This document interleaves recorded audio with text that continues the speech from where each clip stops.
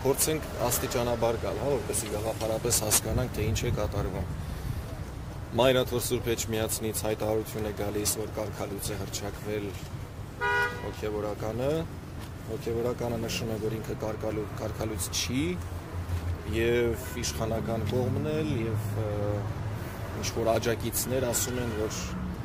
կարգալույց եղած հոգևորականը չի կարող կարգալույց հռչակել, հա, ինչ-որ օծել կարող է փաստացի, բայց կարգալույց հռչակել չի կարող։ Քանի անգամ նկատեցի իրենց խոսքերում մարդիկ էլ նույնիսկ, որ ասում անգիր արած բաներ են ասում, հա, օծումը որևէ մեկը չի կարա հանի կամ վերացնի։ Ցանկացած քրիստոնյա մարդ մկրտությամբ որ դառնում է քրիստոնյա, այդ օծումը իր վրայից չի վերանում, երբ որ ինքը մեղքեր է գործում։ Մկրտությունը ինքը ստացել է։ Հոգևորականի պարագային, օծյալ հոգևորականի պարագային, օծությունը չի վերանում, ոնց որ իրանք պնդում են, ասում են։ Բայց զորությունը, որ տրվել է իրեն, իշխանությունը, որ տրվել է իրեն, այդ օծության միջոցով եւ Սուրբ Հոգու շնորհ, որ տրվել է,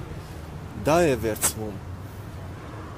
Այսինքն այդ զորությունն է իրենց վերցված։ Հիմա եթե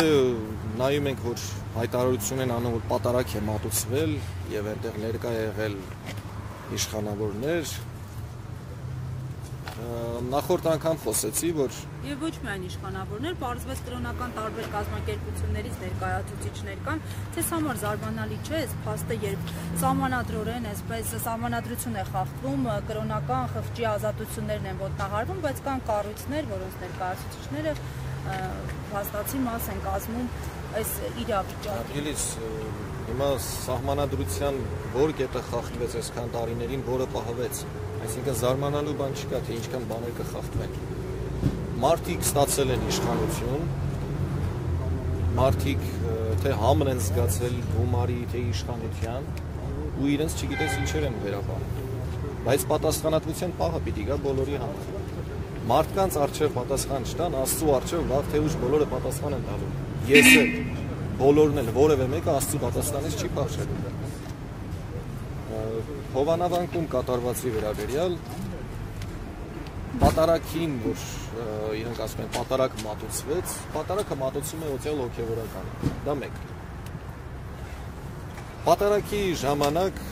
առջևում, ատյանում, նրանք ովքեր որ կանգնում են մասնակցելու պատարագին, իսկ տեսա ես համացանցով էլ, որ այնտեղ Նիկոլ Փաշինյանն էր, կողքը ես դժվարանամ նախարարներ էին, անունը չգիտեմ։ Այո։ Հենց ձախ կողմում էր Նիկոլ Փաշինյանի։ Մի բան էլ իրեն ասեմ, եթե դու գնում ես հենց առջևում ես կանգնում, պնդելով որ պատարագի ես մասնակցում, ինչի ես ձախ ձեռքով խաչակնքվում եւ աչից ձախ խաչակնքվում։ Նախարար Պապոյանի նկատի ունեք, հասկանալի է։ Հրայր Սարգսակ եւ այս իրավիճակի հանգուցալուծումը ինչպես եք պատկերացնում, եկեղեցին սովորաբար միշտ ավելի իմաստուն է գտնվել, միշտ առաջնորդողի դերում է եղել, այլ դերակատարում է ունեցել, այսօր ստիպված է պաշտպանվել հենց իր երկրի ներսում, հայրենիքի ներսում, պետության ներսում, հանգուցալուծում ինչպես է տեսնում։ Ես փորձեմ այսպես ձևակերպել։ Եկեղեցին բացարձակ է, ինչպես պետությունը,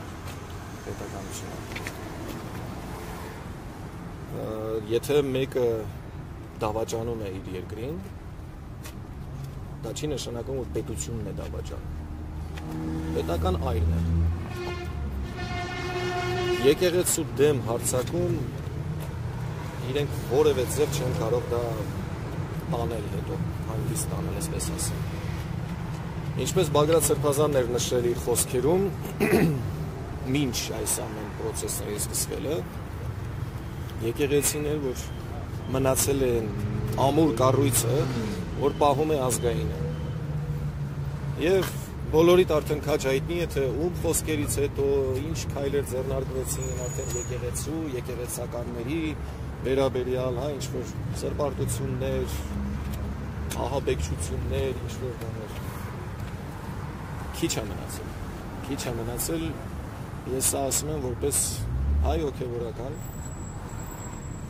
Իսկ եղբայրական հորդոր ուղերձունեք Ստեփան Ասատրյանին, նախկին ջեմարանականին, նախկին հոգևորականին։ գայթակղության մեջ չընկնի ընդհանրապես ու ինքը քաջ գիտակցում է, որ գիտի մեղքերի թողության բանը եւ իրեն տրված էր մեղքերի թողություն տալ։ Թող ինքը քաջ գիտակցի, որ գայթակղության մեջ ընկնելով եւ ոմանց լսելով, ինչ որ իշխանություն տեսնելով, իրեն հետո շատ վատ են վերաբերվելու։ Եկեղեցին ապաշխարողին հետ է ընտրում, բայց թող դուրս գա այս շրջապատից ընդհանրապես։ Հասկանալի օրինակ ծառայություն։ Բարև մի հարց հնարավորություն եք ունենում ներսում լինել եւ ներսում շփվել սրբազանի հետ, արդյոք նա որևէ խոսք ունի իր աջակիցներին փոխանցելու, ինչ է ասում, ինչ տրամադրվածություն ունի Սուբալ, եթե կարելի է իր աջակցության վիճակի մասին հետևական ժամանակ է տեղեկություններ չկան ինչ վիճակում է։ Այս դրա մասին։ Հարկ Աստծո սրբազանի առողջական վիճակը լավ է, տրամադրությունը լավ է, ոգին մարտական է, այսինքն չի հանձնվում, մարտական հանկարծ չհասկանալ էլի այնտեղ մյուս կողմում ասել, ինչ որ մի բան պլանավորում։ Ինքը իր հայ տեսակով, մարդ տեսակով, ինչպես որ եղել է, հավատարիմ հայ ազգին, հայ եկեղեցուն եւ հայ արժեքին։ 3 հատկանիշներով օժտված։ Իսկ արդեն շփման հետ կապված ասեմ, որ ճիշտ է իմ կարգավիճակը այլ է, բայց ինձ թույլ չեն տալիս, որ շփվեմ։ Այսինքն զուտ կարող եմ ողջունել ու երբ որ փորձեմ մի բան էլ խոսել, արդեն ասում եմ, այստեղ կարող եք ձեր տեղը։ Շնորհակալություն։